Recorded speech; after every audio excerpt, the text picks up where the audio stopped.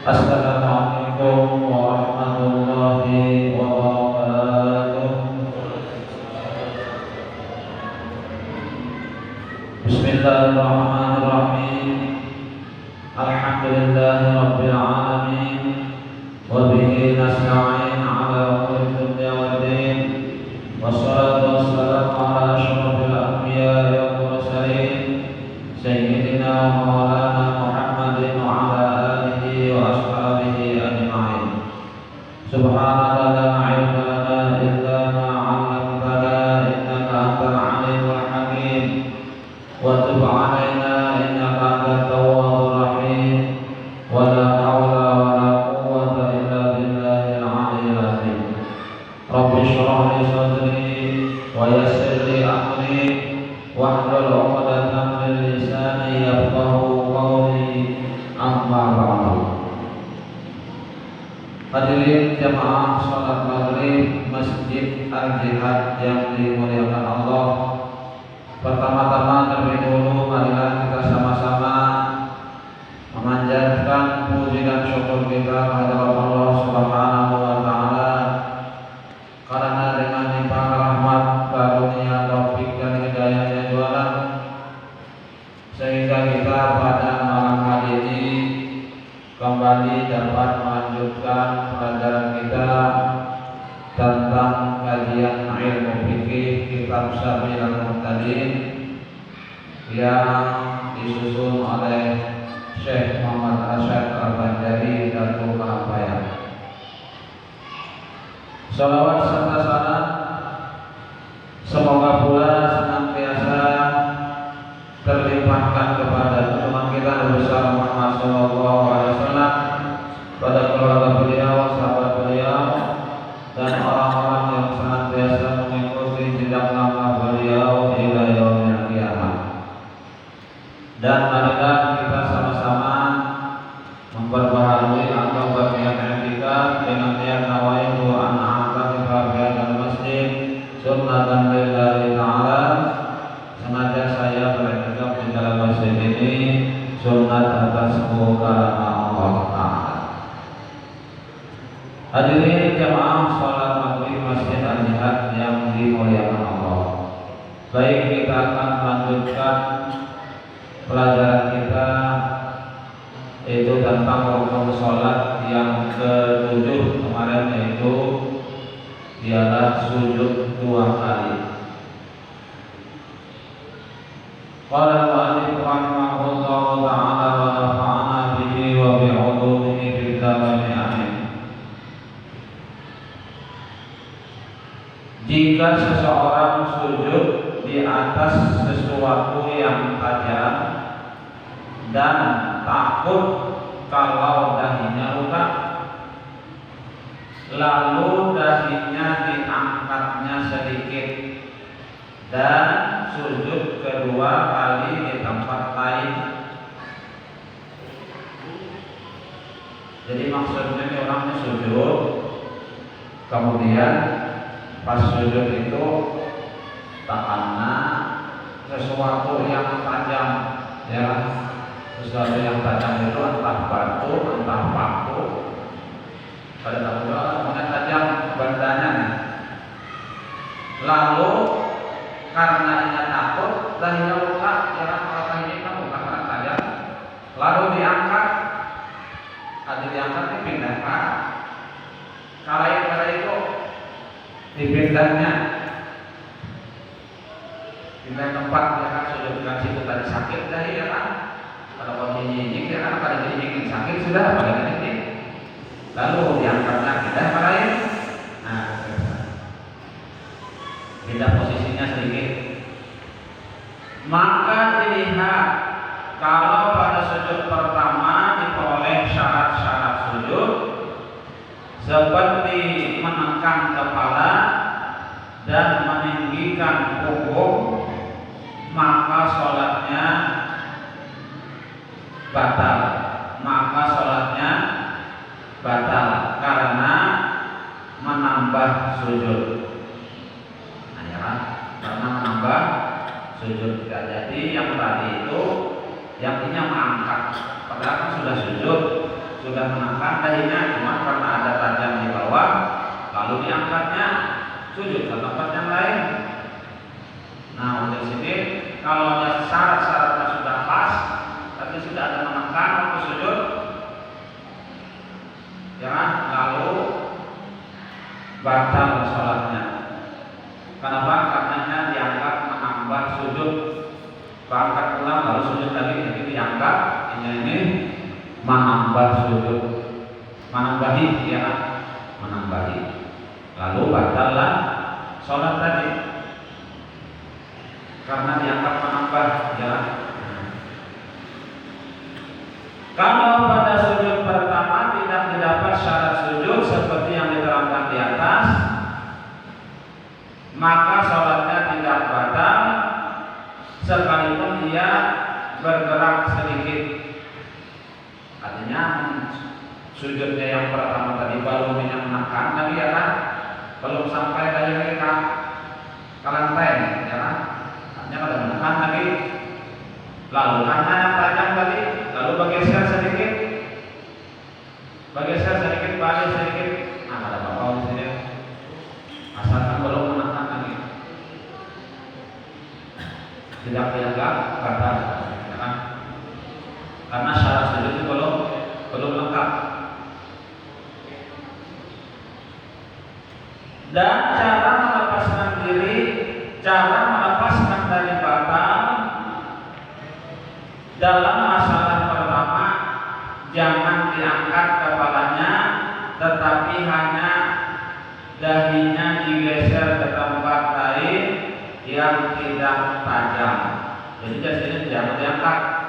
Ada jangan diangkat, jangan terlalu tinggi, jangan terlalu, misalnya ada tajam geser sedikit, ya kan, karena yang aman, hanya sujud. Itu di sini caranya. Geser sedikit, jangan, misalnya tajam geser sedikit, jangan diangkat, bergeser aja, geser sedikit.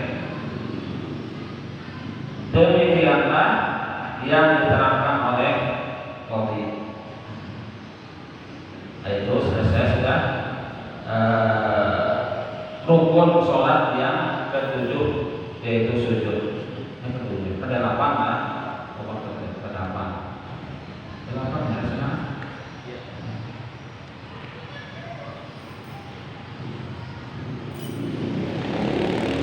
Ketujuh yang sujud dua kali, rukun ketujuh sana. Rukun yang ketujuh.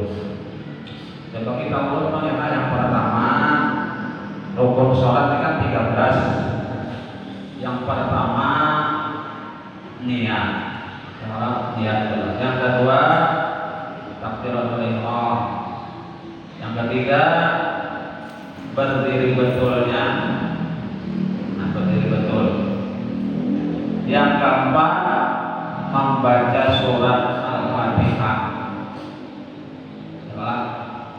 Empat sudah. Yang kelima rukuk. Yang keenam i'tidal. Yang ketujuh sujud 2 kali. 7 kali sekarang 7-nya. Kemudian syarat yang ke-9, syarat sujud, seluruh dahinya tidak berlapik, seluruh dahinya tidak berlapik. Umpamanya pembalut luka pada seluruh dahi, artinya dahinya jangan sampai ada berlapik, baik itu pembalut luka, perban kita yang meliputi seluruh dahi, ya. Dan kalau dahinya berlapik, tidaklah memadai sujudnya, melainkan kalau pembalut itu adalah pembalut luka yang sulit dilepaskan.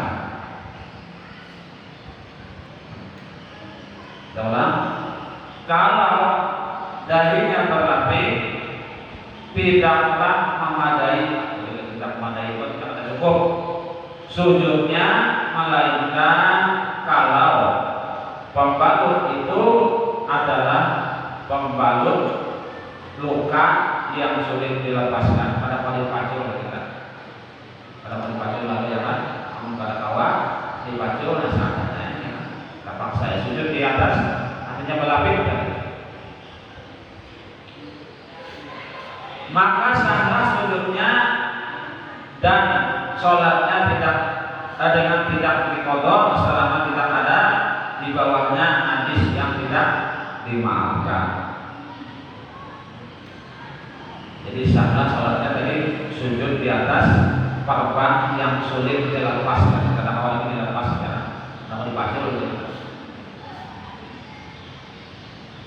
dan kalau sulit melepaskannya sekalipun belum sampai ke tingkat yang memperbolehkan tayamum, dan kalau sulit melepaskannya ya sekalipun belum sampai ke tingkat yang memperbolehkan bertayamum. Jadinya kata Bapak ya kan, sah-sah aja sholatnya di atas sujud di atas pembalut luka. Inilah yang diperpegangi oleh Syekh Hajar di dalam kitabnya yang bernama Syarah Irsyad dan Syarah Bukhari yang berbeda dengan yang tercantum di dalam kitab Tuhfah. Dia mensyaratkan bahwa kesulitan itu hendaknya sampai ke tingkat yang memperbolehkan tayamum. Kesulitan itu tadi maksudnya yang bisa membolehkan bertayamum. Ya, artinya kalau misalnya kalau memakai air kan, dahinya ada luka, lalu ditambah dengan tayamum.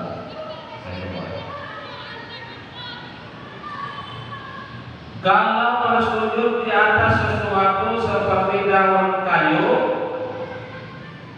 lalu melekat pada seluruh dahinya, maka dilihat kalau lekatnya sebelum sempurna semua syarat sujud, tidaklah memadai sujudnya, dan jika lekatnya itu sesudah sempurna syarat sujud, memadailah sujudnya yang pertama, dan wajib menghilangkan daun yang melekat pada dahinya sebelum sujud yang kedua agar sah sujudnya yang kedua. Ini misalnya orang sujud di atas daun, kemudian daunnya itu lengket di dahi.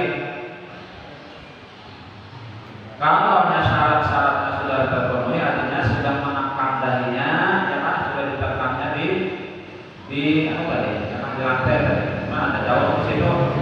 Nah, lalu lengket, maka memadai dari sujudnya seperti itu. Kemudian kalau ada sujud yang kedua, daun tadi dipacul dilepas dari dahinya. Jangan sampai yang kedua sujud tidak dirawat dari tadi kepada ada sah sujudnya. Harus daun yang mungkin tadi dipacul, dilepas dan sujud kembali sujud yang kedua. Karena itu jalan.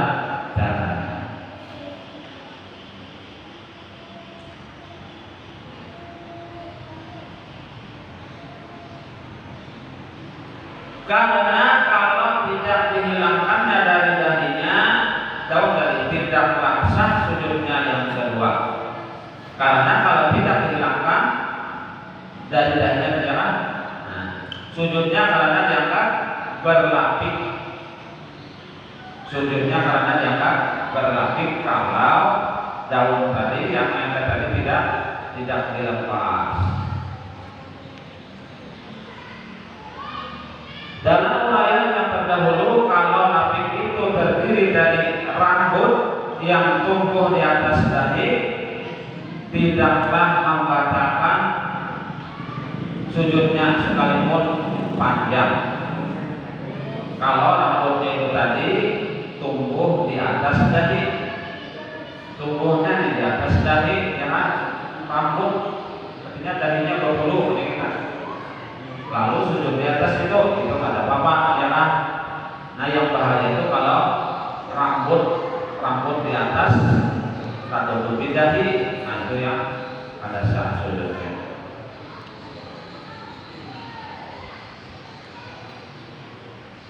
Sujud yang lebih sempurna ialah yang di dalamnya dapat dikerjakan semua yang disunatkan dan terpelihara dari yang dimakruhkan. Disunatkan dikala mulai menunduk sujud mengucapkan takbir tanpa mengangkat tangan. Jadi anak sujud mengucapkan takbir tanpa mengangkat tangan. Ya, Allahu Akbar.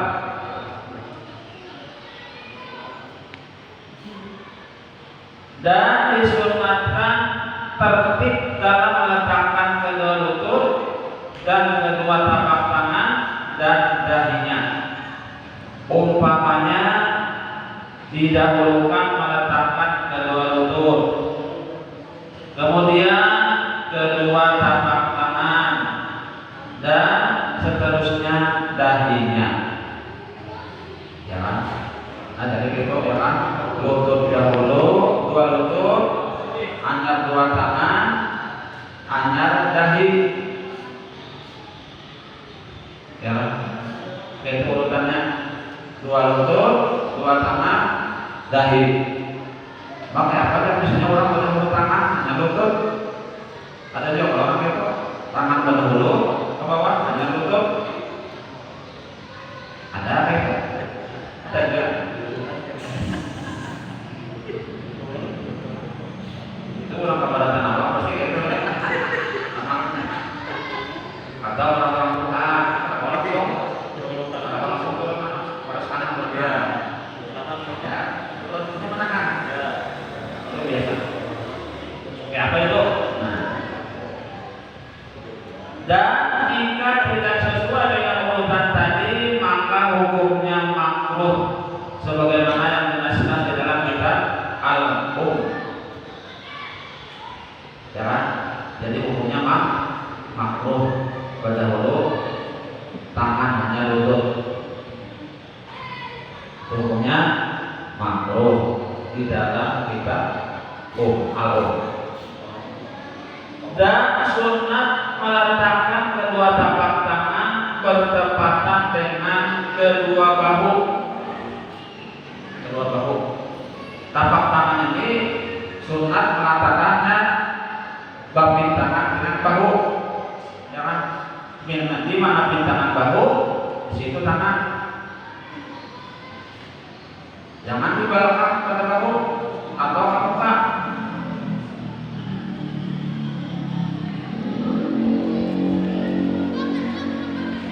Jangan atau muka.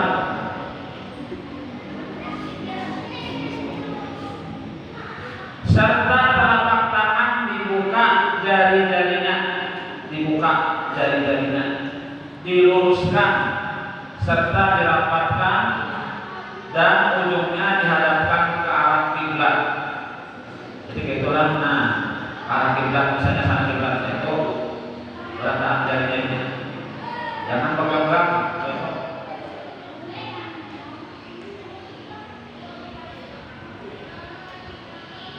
Tidaklah wajib meletakkan hidung, namun sunat saja karena meletakkan hidung diperselisihkan ulama tentang hukum wajibnya. Jadi yang wajib itu dahi, sedangkan hidung adalah sunat. Cuman ada juga sebagian ulama mengatakan meletakkan hidung itu adalah wajib, ada juga. Cuman yang masyhurnya itu adalah meletakkan hidung itu adalah sunat saja. Jadi yang wajib dahi, ya kan?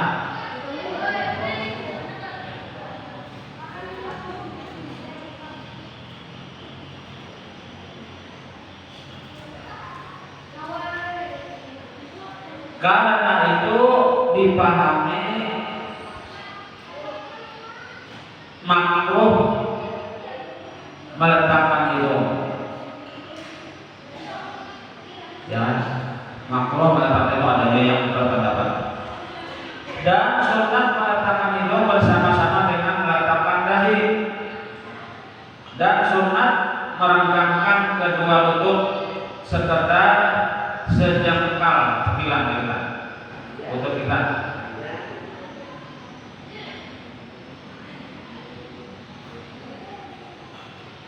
Sekedar sejengkal. Dan keduanya dalam keadaan tertutup karena makruh membuka lutut seperti yang diterangkan di dalam kitab Tuhfah. Katanya jangan buka benar, cukup sejengkal sebilang kita.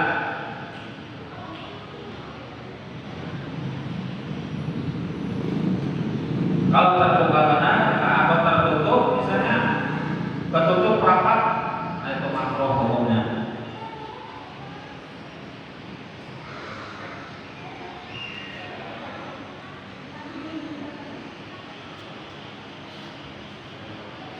Dan sunat merenggangkan kedua tumit sekedar sejengkal serta keduanya dikeluarkan dari ujung kakinya, ujung kainnya lagi terbuka jika tidak memakai sepatu serta dihadapkan ujung jari ke arah kiblat, ujung jari kaki ke arah kiblat, karena mengikuti apa yang diperbuat oleh Nabi kita Muhammad Shallallahu Alaihi Wasallam.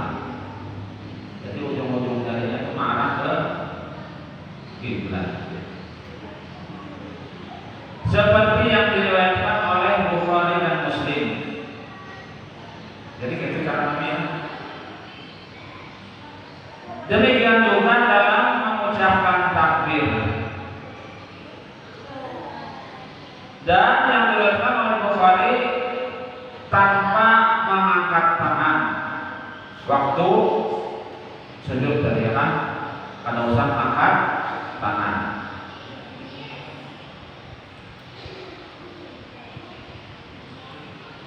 Meluruskan semua jari dan dirapatkan. Dan menurut riwayat Baihaqi dihadapkan ujung jari ke arah kiblat. Dan menurut riwayat Abu Daud dan yang lainnya tentang perbuatan yang sisanya seperti yang diterangkan di atas. Sunnah bagi laki-laki merenggangkan perut dari pahanya. Sunnah bagi laki-laki merenggangkan perut dari pahanya. Ya, waktu sujud tadi. Jadi gerakan perut dengan paha, jangan tergatuk. Nah kalau beginian lain lagi ya kan. Sunat dirapatkan. Nah itu beginian.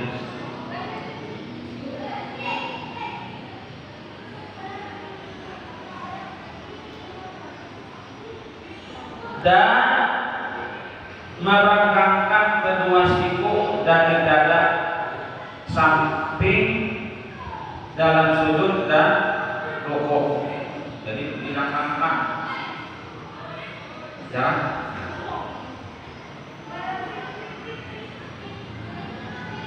Dua sikunya diranggangkan, jangan dari dada samping dalam sujud dan rukuk karena mengikuti perbuatan Nabi Shallallahu Alaihi Wasallam. Jangan rapat itu, kalau rapat itu beginian, jangan. Tapi dilihat di kanan kiri jualan, amun di kanan kiri kawan, karena kalau yang pakai itu kasihan orang. Sekadarnya aja, ya kan? Mun berjamaah kan, ada kawan jadi kan, amun kita buka kayu kasihan. Tiga, ya orang, tersinggung orang. Jadi sekadarnya amun berjamaah ya, amun sama orang dibuka kayu, jangan merapat ya.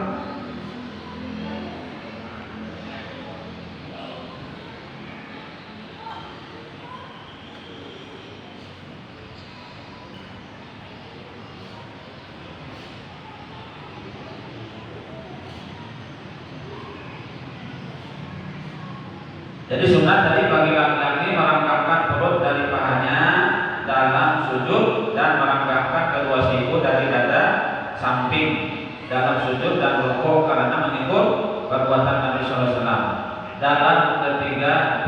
perbuatan itu.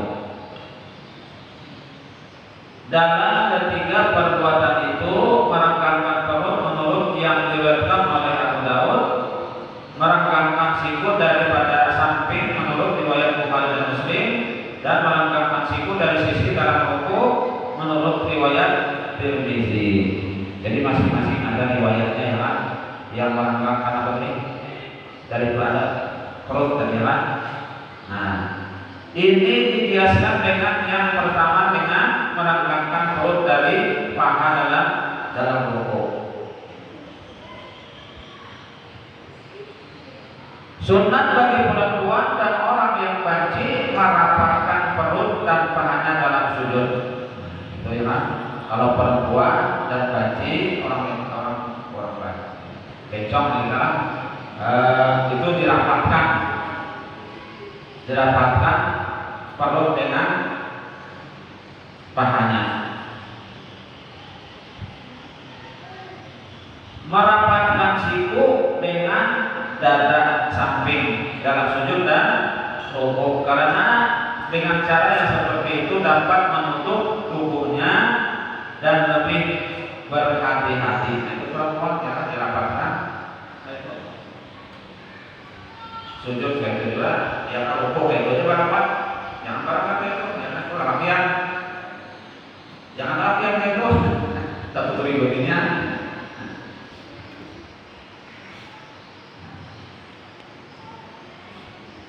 Seperti itu juga berlaku bagi orang yang sholat bertelanjang. Yang orang yang sholat bertelanjang disunatkan baginya merapatkan perut dengan paha, merapatkan siku dengan sisi sesekalipun, merapatkan siku dengan sisi sekalipun bersolat di tempat yang tidak ada orang lain. Jangan sekalipun bersolat di tempat yang tidak ada orang lain, tetap pakai tujuan, jangan. Walaupun beda-beda misalnya ada orang, ada sengaja. Demikianlah yang diceritakan oleh Asy'ari, dan demikianlah pula yang disebutkan di dalam kitab Tuhfah dan Majmu', bahwa perempuan hendaklah merapatkan kedua siku dengan sisinya dalam semua sholat. Disunatkan di dalam sujud membaca Subhana rabbiyal a'la wa bihamdihi. Subhana rabbiyal a'la wa bihamdihi, artinya maha suci Tuhanku yang maha tinggi dan aku memujinya. Ini dibaca sebanyak 3 kali, baik imam maupun makmum atau sholat seorang diri, karena mengikuti perbuatan Nabi Shallallahu Alaihi Wasallam, seperti yang diriwayatkan oleh Muslim dan Abu Dawud. Sunat bagi yang sholat sendirian dan bagi imam yang makmumnya orangnya hanya itu ya itu juga, dan mereka rela dengan bacaan imamnya yang panjang dengan menambah lagi bacaan Allahumma laka sajadtu wa bika amantu wa laka aslamtu sajada wajhiya lillazi khalaqahu wa sawwarahu wa syaqqa wa basarahu tabarakallahu ahsanul khaliqin. Itu tambahan dari bacaan sujud. Kalau makmum artinya adalah kada komplain, ya kan? Artinya yang itu juga orangnya. Dan makmumnya tadi rela aja yang panjang, artinya suka aja, ya kan? Ada apa-apa. Tetapi kalau makmumnya komplain, ya kan? Ada usah panjang, ada usah panjang. Cukup yang subhana rabbiyal a'la wa bihamdihi. Sedangkan 4 menit lagi waktu isya. Nah, sampai di sini dulu yang dapat disampaikan. Mudah-mudahan banyak ada manfaatnya. Yang